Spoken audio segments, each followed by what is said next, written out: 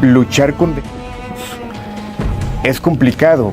¿Cuáles podrían ser tus bases o cuál es el ritual que utilizas? ¿Cómo lo manejas? Es una muy buena pregunta, porque algo que yo siempre les comento a las personas es que difícilmente te topas con un demonio.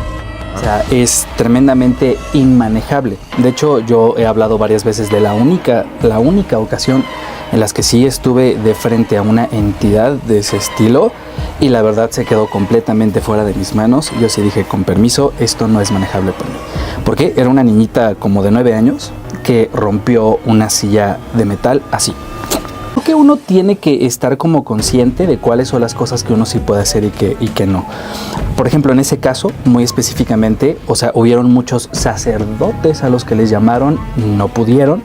Me buscaron a mí también por medio de redes sociales y todo el tema.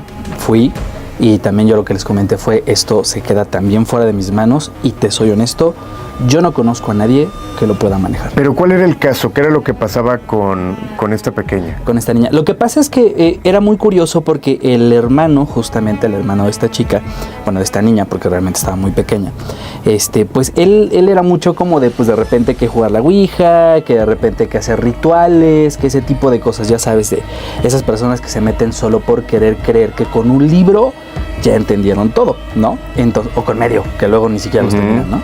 Entonces, hubieron personas a su alrededor que pues le estuvieron diciendo como de, oye, detente, hasta que en una ocasión, de hecho, quien entra en posesión es el hermano, pero pues estaba cerca a la niña y realmente la niña era un punto más sensible en la familia. Entonces, pues en cierta forma fue como un deja de molestar, pero pues fue una posesión completa, ¿no?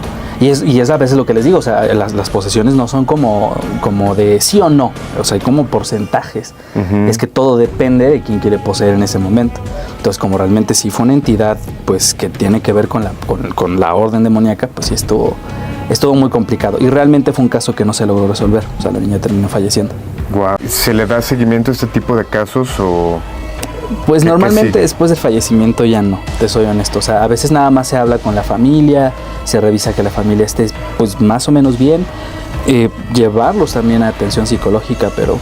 ¿Y cuál es el antecedente? ¿Por qué comienza este caso de posesión en la pequeña? ¿Hubo algún ritual? ¿Hubo alguna anterior? ¿Por qué comienza?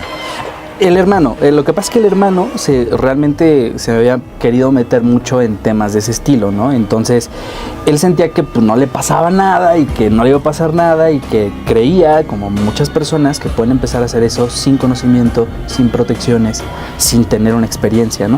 Entonces, realmente empezó a hacer este tipo de cosas y pues la verdad es que lo hizo mucho tiempo. Tuvieron avisos, tuvieron anuncios, se les quemó la casa, se les murieron las mascotas, se quedó el papá sin trabajo, cosas de ese estilo, ¿no?